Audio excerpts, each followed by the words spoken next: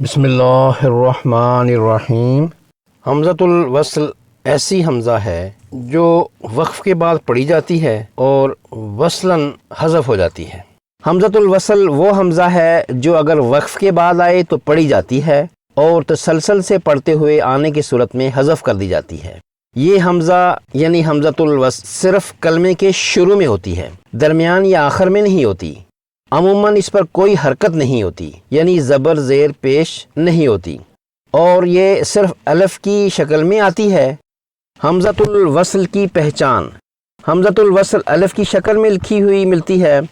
عثمانی رسم الخط والے مصاحف جو کہ عرب ملکوں میں طبع ہوتے ہیں اس کے لیے خاص علامت استعمال کرتے ہیں جو کہ الف کے اوپر صاد کا نشان ہوتا ہے، ایسے، جبکہ اردو طباعت والے نسخوں میں اس پر کوئی خاص نشانی نہیں ہوتی، سیدھے سیدھے الف کی طرح لکھی ہوتی ہے۔ بڑی پہچان یہ ہے کہ یہ کلمہ کے شروع میں الف کی طرح لکھی ہوگی۔ اگر کوئی کلمہ الف لام سے شروع ہو رہا ہے تو یہ بھی حمزۃ الوصل ہے۔ اگر الف کے بعد والا حرف مجزوم یا مشدد ہو تو تب بھی یہ الف حمزۃ الوصل ہی ہوگا۔ سورہ معارج کی ان دو آیات کی تلاوت میں اگر پہلی آیت کے اختتام پر وقف کر لیا جائے، یعنی الا المصلین پڑھنے کے بعد، تو اگلی آیت کی شروع کی حمزۃ الوصل لازماً پڑھنی ہوگی، الذین هم علی صلاتہم دائمون۔